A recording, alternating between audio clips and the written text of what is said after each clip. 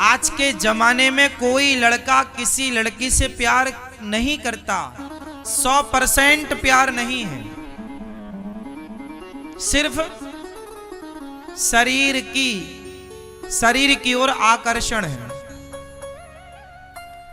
19 साल का लड़का प्यार कर रहा है, 20 साल का लड़का प्यार कर रहा है, 25 साल का, ये अभी जानते भी हैं कि प्यार क्या होता है। ये प्यार नहीं है, केवल शरीर के प्रति अट्रैक्शन है, खिंचाव है। अंदर वासनाएं जाग रही हैं ना, वासनाओं का मुंह फट रहा है, तो उन्हें अपनी वासनाओं को मिटाने के लिए किसी लड़की का, किसी लड़के का सहारा चाहिए, चाहे लड़की हो चाहे लड़का हो। 18 से लेकर के 24 साल तक की जो एज है, 25 साल तक की जो आयु है, इस समय वासनाएं जरूरत से ज्यादा हावी होती हैं। इस समय वासनाएं जरूरत से ज्यादा हावी होती हैं और वो वासनाओं की पूर्ति करने के लिए किसी लड़की से अब डायरेक्ट तो ये कह नहीं सकता लड़का कि जी हमें तुम्हारे शरीर से प्यार है, इसलिए वो सिंपल प्रयोग करता है, आई लव यू, हमें तुमसे प्यार है। वो ये थोड़ी कह सकता है कि हमारे तुम्हारी बॉडी से प्यार है, हमें तुम्हारी बॉडी चाहिए, ये तो कह नहीं सकता। नहीं, लड़की एक चप्पल जड़ाएगी उसके गाल में, मेरे बॉडी से प्यार करता ले। तो चतुराई से लड़का ये बोलता है कि मैं तुमसे प्यार करता हूं, जबकि कोई भी लड़का आपसे प्यार नहीं करता, आपकी बॉडी से प्यार करता है। इसलिए लड़के हो या लड़कियां हो, आजकल के लड़का लड़की जब प्यार करते हैं तो प्यार के नाम पर एक दूसरे का शोषण करते हैं। एक दूसरे का क्या करते हैं? वो शारीरिक शोषण। यदि प्यार था तो फिर ये शोषण की जरूरत क्यों पड़ी? शारीरिक संबंध की जरूरत क्यों पड़ी? और शारीरिक संबंध की जरूरत पड़ी, इससे ये सिद्ध होता है कि प्यार था ही नहीं, वो तो केवल शोषण ही करना था। शोषण करने के लिए वो नाम देते हैं लव का, प्यार का, कि हम आपसे प्यार करते हैं। ये बात सबको समझने की है। प्यार इतना भी सस्ता नहीं है साहब कि किसी को देखा और प्यार हो गया। किसी को देखा और प्यार हो गया, ये प्यार नहीं है। ये तो देखा और वासना जाग गई, तो उसके लिए वासना जागी है कि भाई ये बहुत सुंदर लड़की है, यदि ये मिल जाए तो वो आदमी अपनी वासना पूरी करेगा इससे। सुंदर लड़कियों को आई लव यू कहने वाले लड़के ज्यादा मिलते हैं। काली है, दिखने में थोड़ा ऐसे ही है, उससे कोई आई लव यू नहीं बोलता, उससे प्यार नहीं हो रहा। कुल मिला के प्यार हुआ ही बॉडी से था। हाँ या ना? कितने लोग इस बात से सहमत हैं कि आजकल जो प्यार होता है वो प्यार केवल बॉडी से होता है, शरीर से, और शरीर की हवस पूरी कर लेने के बाद लड़कियों को लोग च्युइंगम को चबा करके जैसे थूक दिया जाता है, फेंक दिया जाता है, ऐसे लड़कियों का शोषण करने के बाद कुछ लड़के उन्हें छोड़ करके चले जाते हैं। लड़कियों को क्या लगता है, हम तो प्यार करती हैं, ये तो हमारा बॉयफ्रेंड है, हम प्यार करती। कोई प्यार नहीं करता, वो तो अपनी हवस पूरी कर रहा था आपसे, कर ली, अब चला जाएगा। उसने तो आप जैसे ना जाने कितनी लड़कियों को फंसा रखा है, आप शिकार बन गई उसकी, बलि का बकरा। इसलिए प्यार, लव क्या है? प्रेम कोई वासना नहीं है। इसलिए राधा और कृष्ण के प्रेम में, गोपियों के और भगवान के प्रेम में कोई वासना नहीं है। इसलिए वो प्रेम इतना अमर हो गया, युगों युगों के बाद भी उस प्रेम को लोग याद कर रहे हैं। तुम्हारा प्यार पवित्र होता, तुम्हारे प्रेम को लोग याद करते, पर कोई याद नहीं करता। तुम्हारे प्यार से तुम्हारी औलाद सहमत ना होगी, करके देख लेना। एक एग्जाम्पल दे रहा हूं, जो लड़का जो लड़की भाग जाते हैं ना और लव मैरिज, कोर्ट मैरिज कर लेते हैं, इन्हें तो अभी अच्छा लगता है। फिर जब इनके बच्चे होते हैं और बच्चों को पता लगता है कि हमारे माता पिता एक दूसरे से भाग के शादी किए थे, माँ बाप को नहीं बताए थे, फिर तुम्हारे बच्चे सवाल करेंगे, माँ वो आप पापा के संग क्यों भाग गई थी? समझाओ अपने बच्चों को। पापा से पूछेगा, पापा पापा वो माँ के साथ क्यों भाग गए थे? बड़ा होगा तो समझ जाएगा कि एक नंबर के कबाड़ आदमी थे तुम अपनी जवानी में। तुम्हारी औलाद तुम्हारा सम्मान नहीं करेगी कि तुम सब भागते ही रहे ले लेके।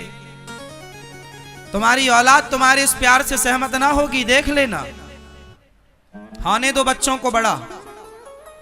जिस दिन वो ये सुनेंगे ना कि तुम भाग के शादी किए हो, मनमानी किए हो, तुम्हारी औलाद तुम्हारा सम्मान ना करेगी, क्योंकि तुम्हारा ये प्यार था ही नहीं। जिस माँ ने तुम्हें पाल पोस कर बड़ा किया, तुम्हारे लिए सपना देखती रही, तुम्हारा बाप अच्छे कॉलेज में पढ़ाना चाहता था, तुम्हारा नाम बड़ा हो चाहता था, एक्स्ट्रा काम करके बेचारा फटे कपड़े पहन के तुम्हारी फीस भरता, तुम्हें अच्छे कपड़े पहनाता, और तुम उस बाप को धोखा देकर किसी लड़के के संग भाग गई। तुमने अपने माँ को, अपने बाप को धोखा दे दिया, किसी लड़की के संग भाग गए, माँ बाप के सपनों पर पानी फेरा। तुम अपने माँ बाप के ना हो पाए।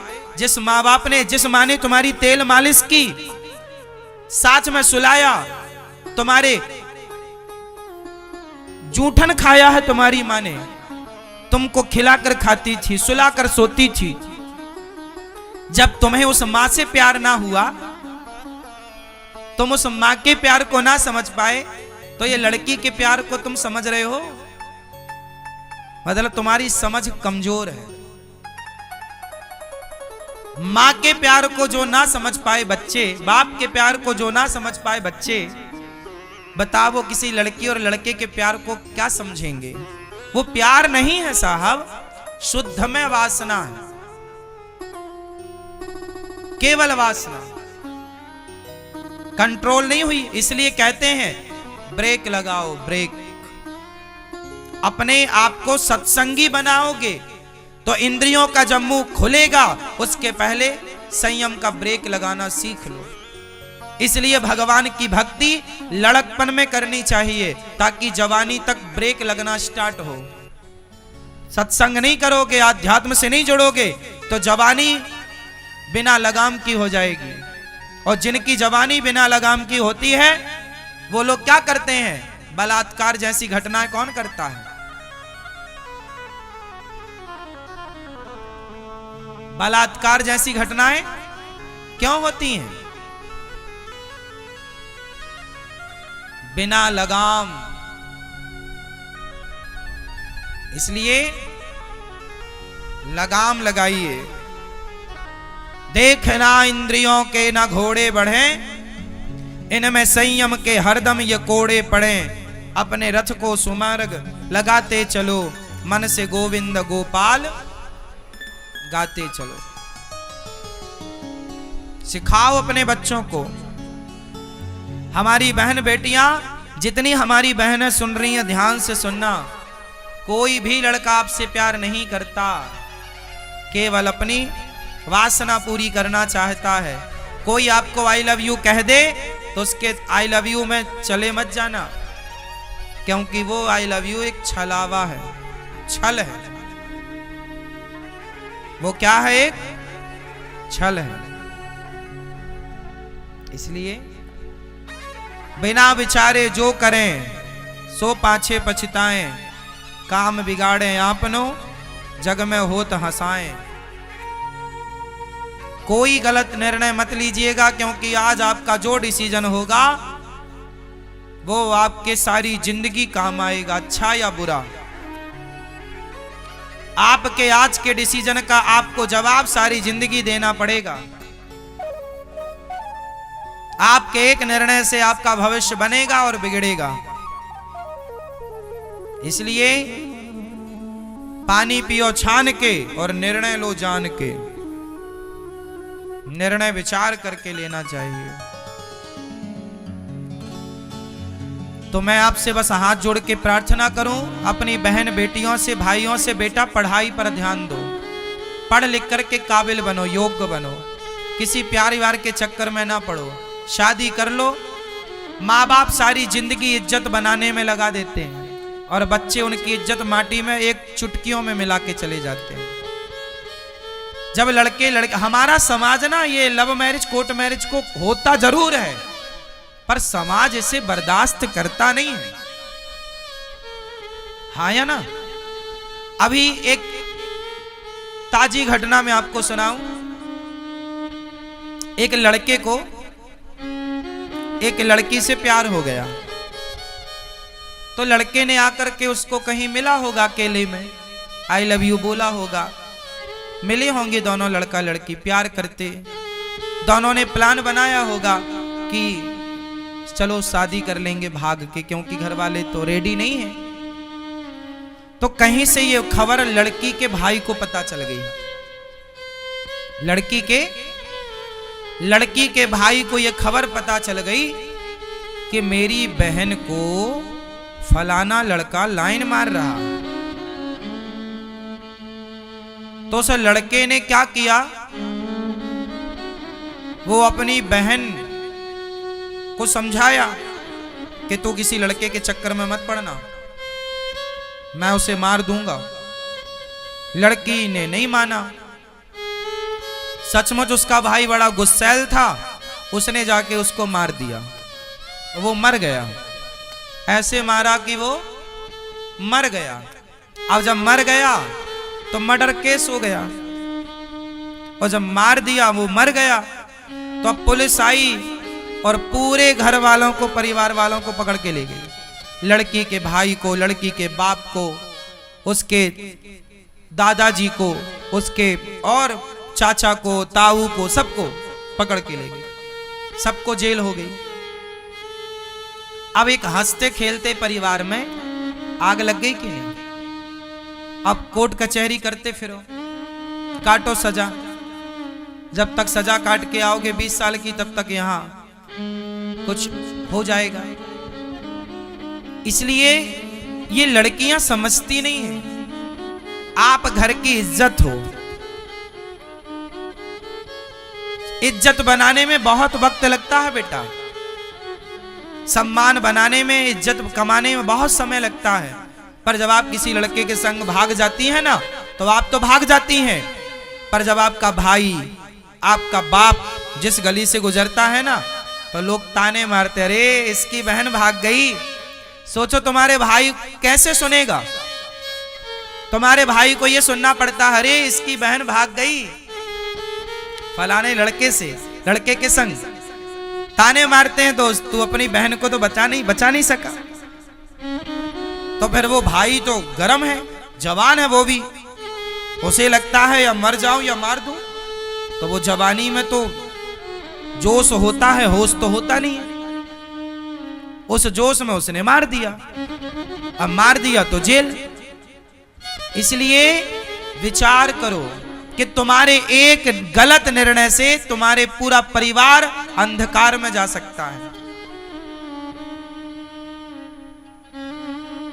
शादी कोई माँ बाप दुश्मन थोड़ी है तुम्हारे। हर व्यक्ति चाहता है कि हम समाज में इज्जत से रहें। पैसा दो कम हो चलेगा, इज्जत ना जाए। क्यों जी, क्या कहते हैं आप? पैसा बड़ा है कि इज्जत बड़ी है? इसलिए ये बात लड़कियों को समझना चाहिए कि अपने घर की इज्जत तुम हो। घर की इज्जत लड़की होती है, एक कुल नहीं 2 कुलों की इज्जत लड़की होती है।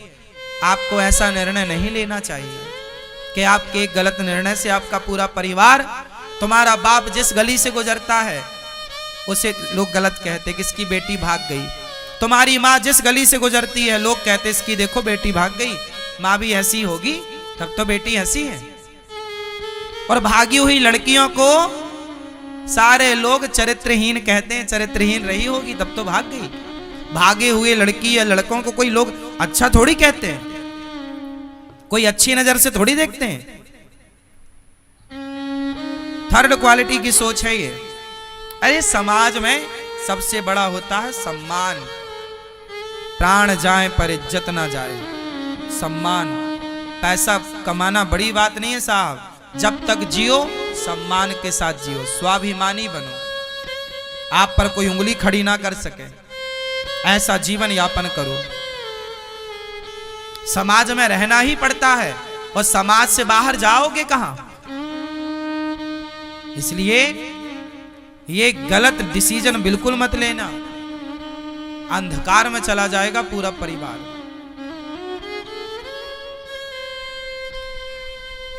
ये लव मैरिज, कोर्ट मैरिज, मैं भोपाल जेल में कथा सुनाने गया, एक लड़के से मैंने पूछा, जवान लड़का था, 25 साल का रहा होगा।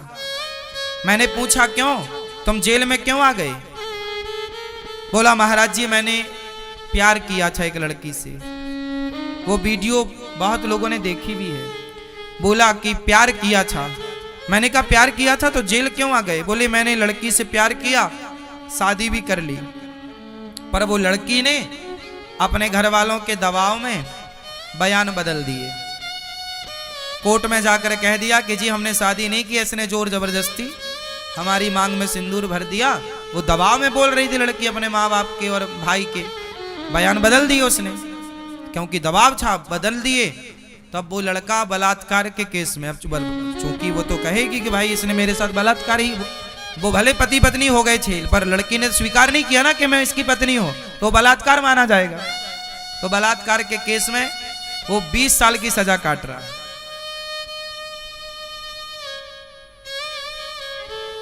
तो ये प्यार व्यार, शादी करो, माँ बाप की राजी मर्जी हो, समाज की राजी मर्जी हो, इज्जत के साथ लड़की को लेकर आओ। लड़कियां भी भाग जाती हो तो गलियों से भागना पड़ता, चुपके से मुंह छिपा कर, जबकि लड़की जब बारात लेकर लड़के वाले 100-200 बाराती जाते हैं तो एक लड़की अकेली शेरनी की तरह ससुराल जाती है, शेर की तरह, शेरनी की तरह। 200 लोग लेने आते हैं। ये इज्जत है कि तुम एक लड़की को लेने 200 लोग गए थे, ये इज्जत से आई हो, समाज तुम्हारी इज्जत करेगा। बहू का मुंह देखने आएंगे और तुम भाग के गई हो तो पड़ोसन कहेगी राम राम सत्यानाश करने आई है। सासी बोलेगी तुम्हारी मेरे बेटे को खा लिया डायन ने, कब्जे में कर लिया, कोई तुम्हारी इज्जत नहीं करेगा। तुम दोनों पति पत्नी रहना ठीक है, केवल पति पत्नी ही नहीं साहब, समाज में रहना है तो समाज भी चाहिए होती है। समाज के कहने से ही ना माता सीता को वनवास जाना पड़ा था। राम ने थोड़ी बोला था कि सीता में कोई दोष है, राम जी को थोड़ी डाउट था माता सीता पर समाज को भी लेकर चलना है ना। राम जी की समाज क्या बोल रही है, प्रजा क्या कह रही है कि हम सीता को महारानी के रूप में स्वीकार नहीं करेंगे क्योंकि ये रावण के यहां रहकर आई हैं। लोगों ने बोला कि इन्होंने तो अग्नि परीक्षा दी है, तो लोगों ने बोला क्या हमारे सामने दी है, हमने थोड़ी देखा है। लो भैया, समाज के दबाव के कारण माता सीता को वनवास जाना पड़ा था। राम जी को कोई डाउट नहीं था माता सीता पर समाज का दबाव था। और राम जी एक राजा थे और राजा का धर्म होता है कि प्रजा की बात सुनना। यदि राम जी प्रजा की बात ना सुनते तो समाज क्या बोलती, अच्छा राम तो मनमाने हो गए हैं, मनमाने राजा हैं। समाज को भी लेके चलना पड़ता है मेरी मां, हाँ या ना। लोग क्या कहेंगे इसकी परवाह छोटी मोटी बातों में नहीं करना चाहिए, पर बड़ी बातों में तो ये परवाह की जाती है ना कि लोग क्या कहेंगे। क्यों जी, समाज तो समाज है और बात ठीक भी है। हम अच्छा काम कर रहे हैं तब लोग क्या कह रहे हैं इसका ध्यान नहीं रखना चाहिए कि लोग क्या कहेंगे। लेकिन आप किसी लड़की के संग भाग जाएंगे तो समाज तो कहेगा कि भाई आपने गलत किया। तो आपको इस बात का ध्यान रखना चाहिए कि लोग क्या कहेंगे, इसलिए गलत काम नहीं करने चाहिए, गलत काम नहीं करने चाहिए। कहते हैं माँ बाप का दिल दुखाने वाला व्यक्ति जीवन में कभी सुखी नहीं रह सकता। ये बात बच्चे नहीं समझते, आज के पढ़े लिखे हैं, बोलते हैं कि हम अपना डिसीजन खुद ले सकते हैं, माँ बाप की जरूरत ही नहीं है। आजकल के माँ बाप, आजकल के बच्चे इतने स्वार्थी हो गए हैं कि बच्चों माँ बाप से फीस तो ले लेते हैं स्कूल कॉलेज की, और जब समझदार हो जाते हैं तो बोलते हैं अब हमें माँ बाप की कोई जरूरत नहीं है, हम थोड़ा माँ बाप का डिसीजन मानेंगे, हम अपना सेल्फ डिपेंड हो गए हैं, आत्मनिर्भर हो गए, अपना डिसीजन खुद लेंगे। हाँ, तो अपने हिसाब से फिर अपने निर्णय से पढ़ भी लेते, फीस भी भर लेते। फीस तो ली माँ बाप से, और अब बड़े हो गए, बोले माँ बाप की जरूरत नहीं।